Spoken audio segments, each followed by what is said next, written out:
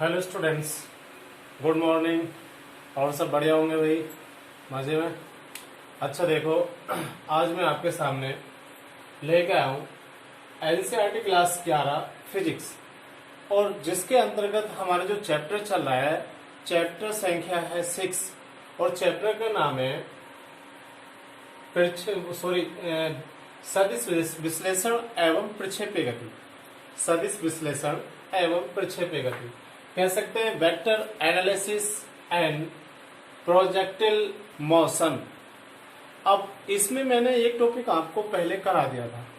अब उसके आगे वाला टॉपिक है हमारा, टॉपिक का नाम है दो वेक्टरों को जोड़ने की समांतर चतुर्भुज विधि का वर्णन कीजिए। कि दो वेक्टरों को जोड़ने की समांतर चतुर्भुज विधि का वर्णन कीजिए, या कह सकते हैं समांतर चतुर्भुज का नियम क्या है। कि समांतर चतुर्भुज का नियम क्या है।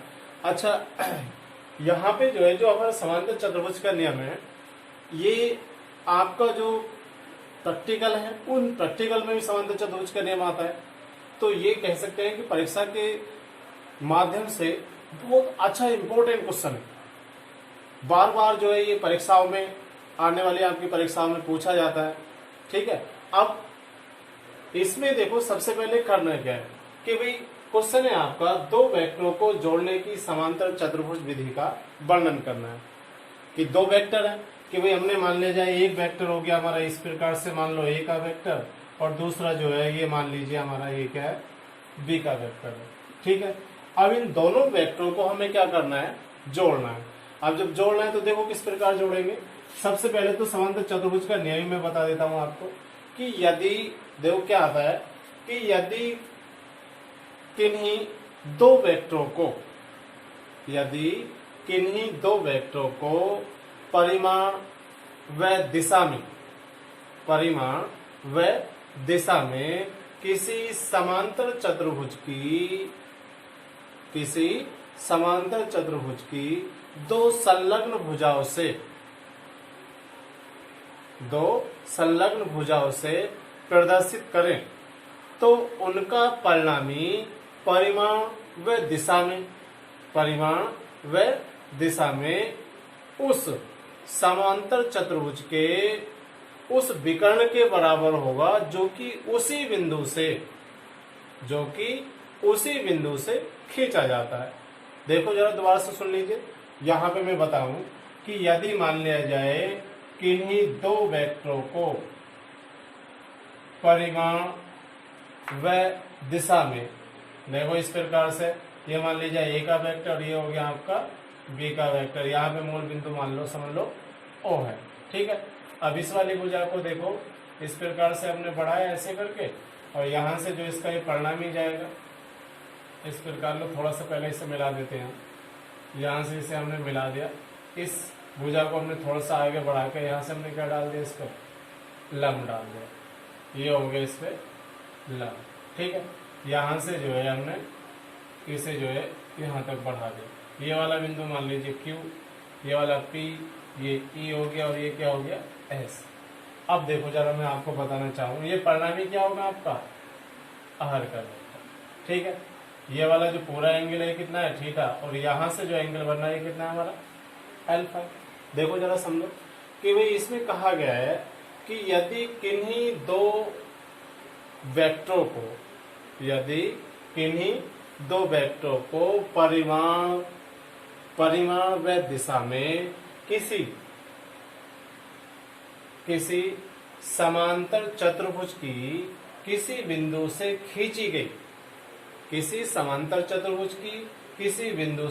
खींची गई दो संलग्न भुजाओं से प्रदर्शित करें। कि एक भुजा तो हमारी क्या हो गई, ओपी, और दूसरी क्या हो गई, ओएस। कि दो संलग्न भुजाओं से प्रदर्शित करें, तो इनका जो परिणामी होगा, ये कह सकते हैं हमारा परिणामी वेक्टर क्या होता है, आर। कि परिणामी जो होगा वो परिमाण व दिशा में उस समांतर चतुर्भुज के उस विकर्ण द्वारा निरूपित होगा, जो कि उसी बिंदु से क्या है, खींचा जाता है। बात क्लियर हो गई। अब देखो, जब ये एंगल हमारा थीटा, तो ये वाला एंगल भी हमारा कितना हो गया, थीटा हो गया। ये वाली भुजा बी का वेक्टर, तो ये वाली भुजा भी हमारी कितनी आएगी, बी का वेक्टर हो जाएगी। ठीक है, बात समझ में आ गई होगी। जब यहाँ से इस पे हमने लंब डाला है तो ये वाला कितना आएगा हमारे पास, 90 डिग्री हो जाएगा। देखो सबसे पहले हम जो है इसकी परिभाषा लिखें। ये परिभाषा किस प्रकार से लिखेंगे कि देखो, यदि दो वेक्टरों को परिमाण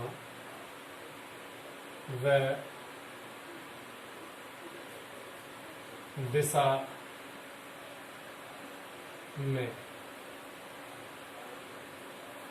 किसी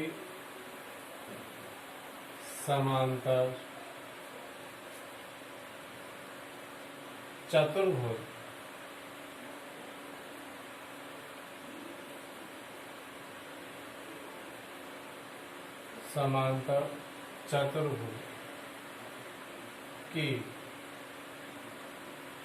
किसी बिंदु से खींची गई दो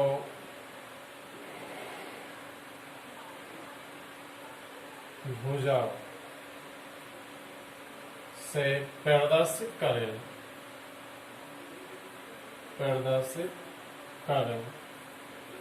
तो इनका परिणामी परिमाण व दिशा में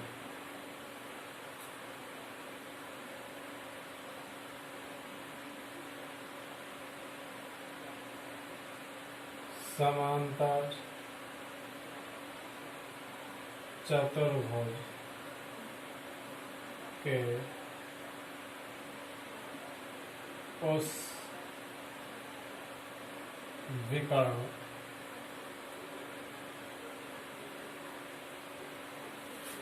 द्वारा निरूपित होगा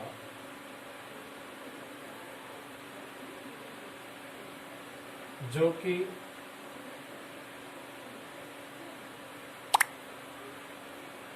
उसी बिंदु से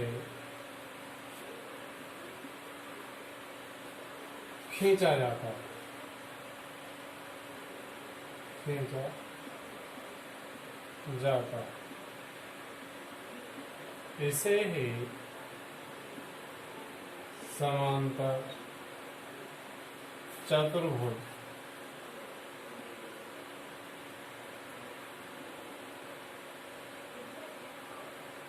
का नियम कहते हैं।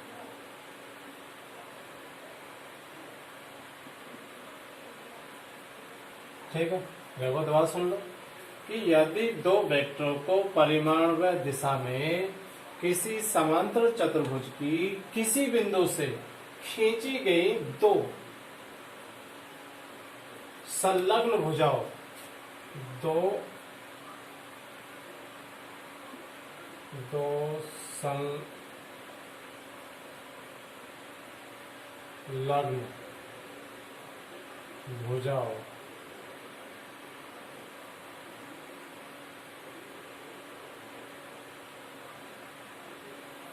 संलग्न भुजाओं से प्रदर्शित करें तो इनका परिणामी परिमाण व दिशा में समांतर चतुर्भुज के उस विकर्ण द्वारा निरूपित होगा जो कि उसी बिंदु से क्या करते हैं, उसी बिंदु से खींचा जाता है। इसे ही समांतर चतुर्भुज का नियम कहते हैं। ठीक है, अब इसके लिए जो उपपत्ति आ जाती है, देखो उपपत्ति किस प्रकार करना है कि भाई उपपत्ति, या हम उपपत्ति लिखेंगे तो देखो किस प्रकार लिखेंगे। माना दो वेक्टर ए वेक्टर व बी वेक्टर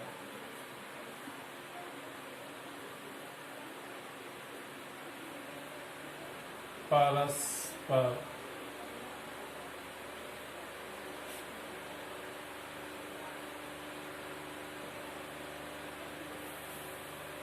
थीटा कोण पर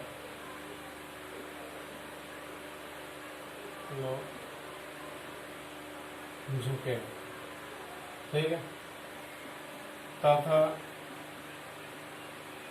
इनका परिणामी आर। वैसे तो थ्योरी हम बहुत सारे लिख सकते हैं, लेकिन बस काफी हो गई। माना दो वेक्टर ए वेक्टर व बी वेक्टर हैं, ए वेक्टर व बी वेक्टर परस्पर थीटा कोण पर झुके हैं तथा इनका परिणामी कितना है, आर वेक्टर है। अब देखो भाई यहाँ पे लिख लिया जाए कि त्रिभुज कौन कौन सा ले लें, ओ ई क्यू में, तो पूरा लिख लेते हैं। समकोण त्रिभुज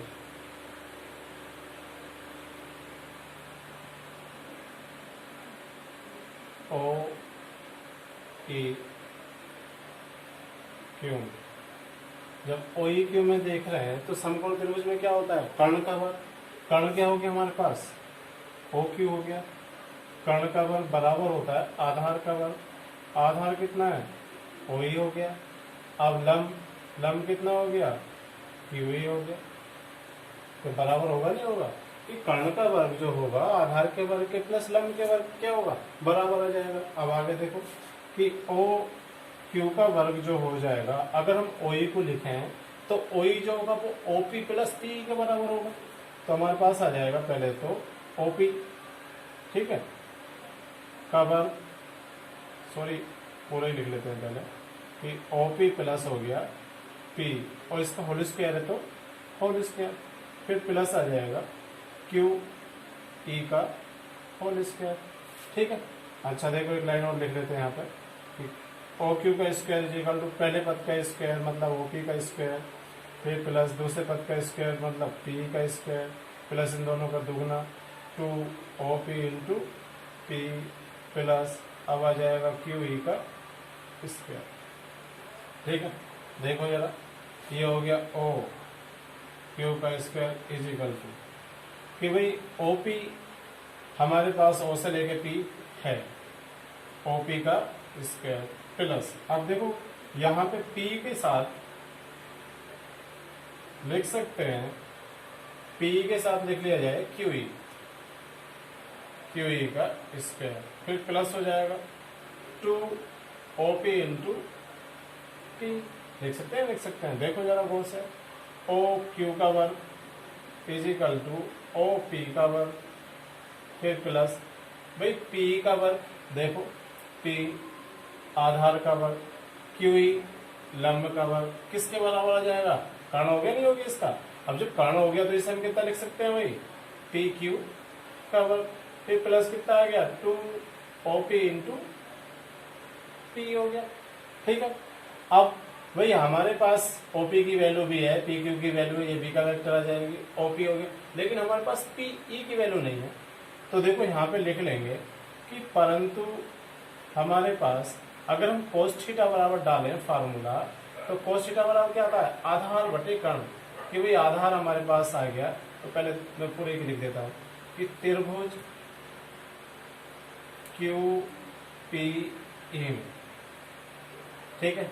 अब देख लो भी cos थीटा बराबर, तो cos थीटा बराबर हो जाता है आधार बटे कर्ण के, तो आधार तो हो गया हमारे पास p और कर्ण क्या हो गया हमारे पास आ गया p क्यू, लिख सकते हैं। अच्छा देखो ये सारी की सारी इतनी चीज तो आपको समझ में आ गई होगी। लो भी हम थोड़ा सा साफ कर लेते हैं, इतना इधर का बिना साफ करे तो आएगा नहीं भाई, तो लो थोड़ा सा साफ कर लिया जाए।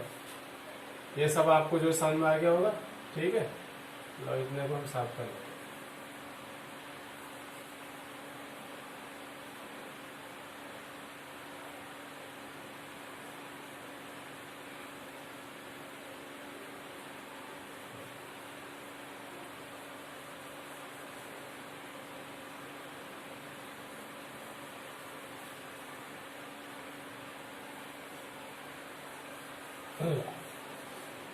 अच्छा देखो कहाँ तक आ गए हम आ गए कि ओ क्यू का वर्ग बराबर है ओ पी का वर्ग, ठीक है, प्लस पी क्यू का वर्ग प्लस 2 OP इंटू। अब यहाँ पे जो है हमारे पास अगर हम P की वैल्यू डालें तो पी क्यू की इसमें cos थीटा में गुणा हो जाएगी, तो क्या आ जाएगा पी क्यू cos थीटा हो गया। अब देखो सबकी वैल्यू रख लो, इसके ओ क्यू की वैल्यू कितनी है, देखो आर का वेक्टर है हमारे पास कि भाई हमारे पास ओ से लेके क्यू आर का वेक्टर, तो ये स्क्वायर है तो आर का स्क्वायर, ओपी कितना है ए स्क्वायर, पी क्यू कितना है बी तो बी स्क्वायर प्लस आ जाएगा 2ab और कितना आ गया cos थीटा। या अगर हम परिणाम केवल आर निकालें तो अनरूट चढ़ जाएगा ए स्क्वायर प्लस का बी स्क्वायर प्लस का 2ab cos थीटा। यही हमारा फार्मूला आ जाता है समांतर चतुर्भुज के नियम। ठीक है, सभी को क्लियर समझ में आ गया होगा। देखो दोबारा से बता देते हैं कि भाई सबसे पहले हम क्या करेंगे कि ओ क्यू ई पूरा का पूरा त्रिभुज लेंगे, और जब पूरे त्रिभुज को लेंगे तो क्या आता है कर्ण का वर्ग जो हो जाता है आधार के वर्ग के और लंब के वर्ग के बराबर होता है, फार्मूला रख लिया। उसमें जो है ओ ई को जो है हम किस में तोड़ देंगे ओपी प्लस पी में, दो भागों में। जब उसका होल स्क्वायर हो रहा है तो हमने क्या करा होल स्क्वायर का फार्मूला खोल लिया। होल स्क्वायर का फार्मूला खोलने के बाद में कि भाई हम क्या करेंगे कि हमारे पास जो है जो राशि पी है और पी क्यू उसे एक साथ मिलाएंगे तो हमारे क्या बन जाएगा पी क्यू बन जाएगा, जो कि हमारे पास यहाँ पे आ गया पी क्यू का स्क्वायर। देखो पी का स्क्वायर और क्यू ई का स्क्वायर हम दोनों के साथ रखा तो पी क्यू का स्क्वायर आ गया। अब हमारे पास कितना रह जाएगा 2OP और पी रह गया। ठीक है, अब पी की वैल्यू हमारे पास नहीं है तो परंतु हम डाल देंगे त्रिभुज QP ई में, तो cos थीटा बराबर क्या आता है आधार पर टिकण हो जाता है। अगर पी की वैल्यू निकालें तो पी की cos थीटा जाएगा, यहाँ पे डाल दिया हमने पी की cos थीटा और सारे की सारी वैल्यू हमने लिख ली। अब इसके आगे भी इसकी कुछ कंडीशन है कि मान लिया जाए यदि परिणामी आर वेक्टर, ठीक है,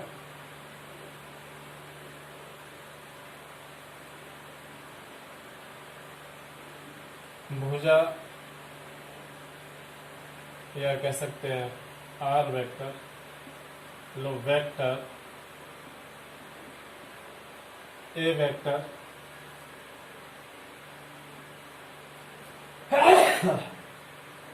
से लिखना से थीटा कोण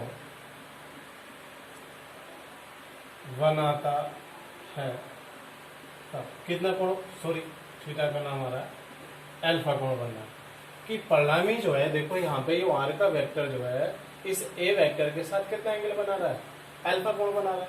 अब जब अल्फा कोण बना रहा है तो देखो भैया कि हमें देखना पड़ जाएगा tan अल्फा, तो tan अल्फा tan थीटा वाला क्या आता है लंब, लंब हो गया हमारे पास QE, आधार आधार हो जाएगा OE, तो ये तो आया QE और OE को लिख सकते हैं हम OP प्लस आ जाएगा P के। वही हमने P की वैल्यू भी निकाल रखी है, OP भी हमारे पास है, लेकिन हमारे पास QE नहीं है। जब Q नहीं है तो देखो यहाँ पे पहले की तरह कि परंतु हम लिख सकते हैं त्रिभुज हमारा वही हो जाएगा QPE में। अब जब QPE में देख रहे हैं तो भाई हम लिख सकते हैं यहाँ पे साइन कितना हो गया थीटा, कि साइन थीटा बराबर लंब बटे लंब हो गया QE, आधार हो गया P, सॉरी लंब बटे कर्ण आता है PQ, तो QE की वैल्यू निकालेंगे तो PQ और क्या आ जाएगा साइन थीटा हो जाएगा। देख सकते हैं, लिख सकते हैं। अब जब PQ साइन थीटा हो गया तो देखो जरा आप सबकी वैल्यू किस प्रकार आ जाएगी हमारे पास कि भाई यहाँ पे देखो कि tan alpha is equal to QE के स्थान पर रखा PQ sine theta, PQ sine theta बटे OP की जगह लो OP रहने दो अभी, और P की जगह रख देंगे हम कितना PQ cos थीटा।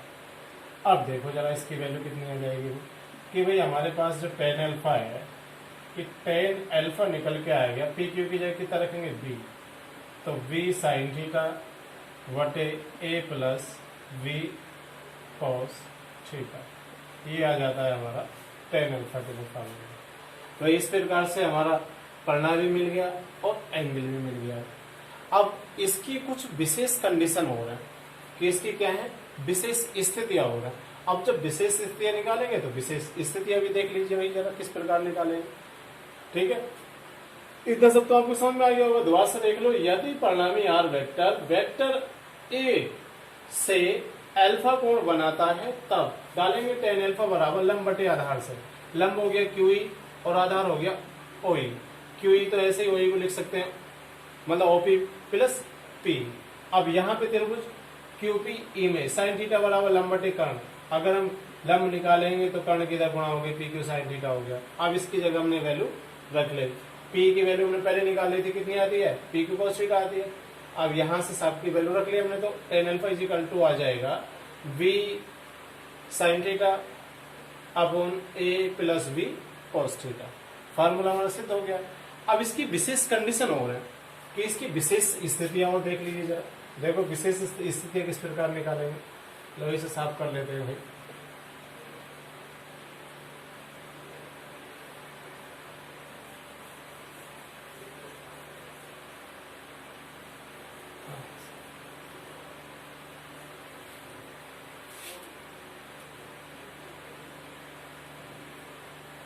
लो एडिंग डाल दिया हमने, विशेष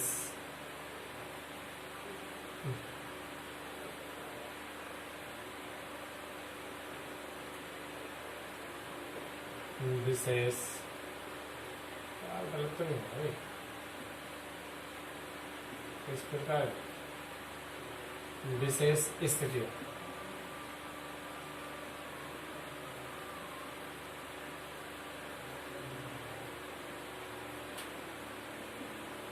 देखो जरा विशेष स्थितियां में कि भाई इसकी तीन कंडीशन आ जाती है। कितनी कंडीशन होती है, तीन। नंबर वन कि नंबर वन कंडीशन है कि भाई यदि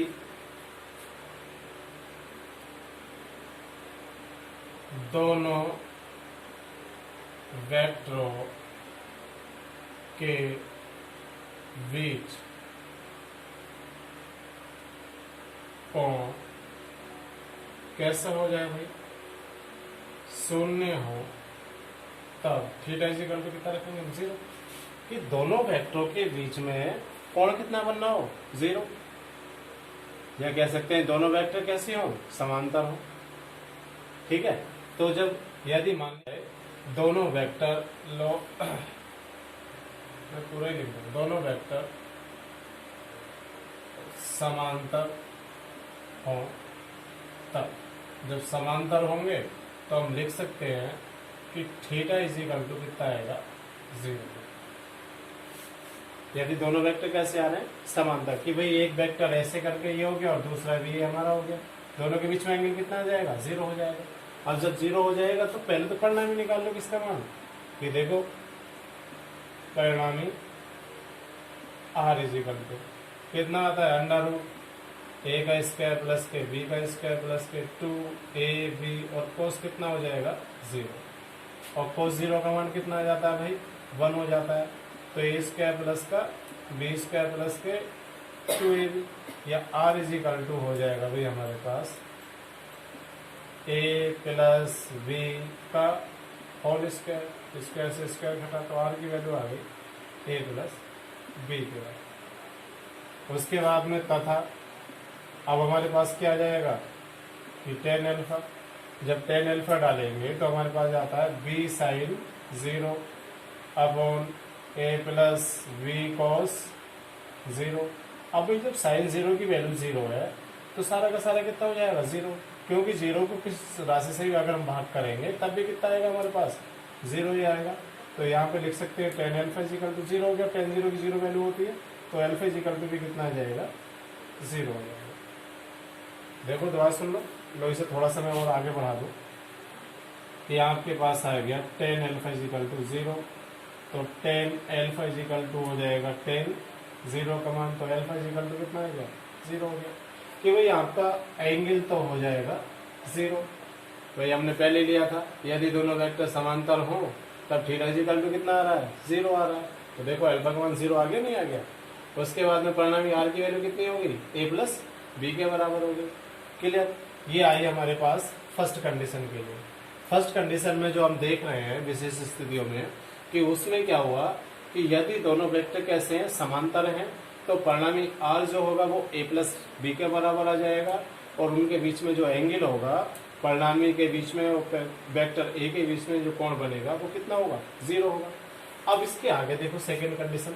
सेकेंड कंडीशन को देख लेते हैं कि सेकेंड कंडीशन क्या है।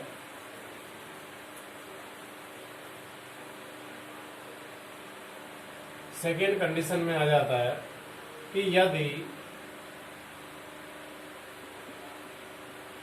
दोनों वेक्टर परस्पर लंबवत हो। अब भैया जब लंबवत हो रहे हैं तो थीटा की वैल्यू कितनी आएगी, 90 डिग्री होगी। जब 90 होगी तो पहले तो आर निकाल लो। देखो आर कितना आता है, ए स्क्वायर प्लस का बी स्क्वायर प्लस के 2ab और कोस कितना आ गया 90 और कोस 90 की वैल्यू कितनी आ जाती है भाई 0, इसलिए ए स्क्वायर प्लस कितना हो गया बी स्क्वायर। ये बाद वाली राशि तो क्या बन जाएगी, 0 बन जाएगी। तो लिखने की आवश्यकता है, से परिणाम मिल गया। अब उसके बाद में देखो अल्फा कि tan अल्फा बराबर v sine 90 a plus v cos 90। तो tan alpha is equal to v sine 90 का मान 1 और नीचे भाई इसका मान तो 0 हो गया, खाली कितना आया a। तो अल्फा की वैल्यू निकल के आ जाएगी tan इनवर्स v अपॉन ये चीज आ जाती है हमारी। जब कैसे होंगे, दोनों वेक्टर परस्पर लंबवत होंगे, मतलब एक तो वेक्टर सीधा जा रहा है और एक कैसे हो गया, बिल्कुल लंबवत हो गया। तब परिणामी जो होगा आर का मान इतना आएगा और अल्फा की वैल्यू हो जाएगी tan इनवर्स बी अपॉन ए। बात क्लियर हो गई। दो कंडीशन हमारे पास क्लियर आ गई है। देखो दोबारा सुन लो कि यदि दोनों वेक्टर परस्पर लंबवत हैं तब थीटा बराबर कितना आ गया 90। आर की वैल्यू निकाली A square plus B square plus के 2ab और कोस थीटा आता है, कोस थीटा की जगह कितना रख देंगे, 90 रख लेंगे। उसके बाद में हमारे पास जो वैल्यू आ जाएगी आर की ए स्क्वायर प्लस हो जाएगा बी स्क्वायर। अब हमें क्या निकालना है, अल्फा देखना है। तो अल्फा देखना है तो बी साइन थीटा मतलब साइन 90 हो गया, ए प्लस के बी कोस थीटा कोस 90 हो गया। साइन 90 का मान 1 होता है तो वही बी आ गया, कोस 90 0 हो जाता है तो इसके लिखने की आवश्यकता नहीं है, खाली यहाँ से बचा ए। तो अल्फा की वैल्यू आ जाएगी tan inverse B upon. Clear आ गया समझ में। अब इसकी तीसरी कंडीशन हो रहा है, जरा तीसरी कंडीशन को और देख लो भाई एक बार कि भाई तीसरी कंडीशन में क्या कहा जा रहा है। तीसरी कंडीशन में कहा जा रहा है यदि दोनों वेक्टर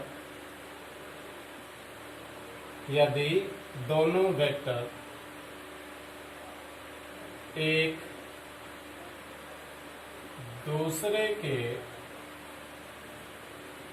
विपरीत हों, तब एक दूसरे के विपरीत होंगे तो थीटा इक्वल टू कितना आ जाएगा भैया 180। वो कैसे कि एक वेक्टर तो चला इधर को और दूसरा वेक्टर चला इधर को, एंगल कितना बन गया इनके बीच में 180 बन जाएगा नहीं बन जाएगा, इसलिए हमारा थीटा कितना आ जाएगा 180 अंश होगा। अब परिणामी देख लो भैया आर का मान, आर की वैल्यू निकालेंगे तो A square plus B square plus के 2ab और कोस कितना हो जाएगा 180।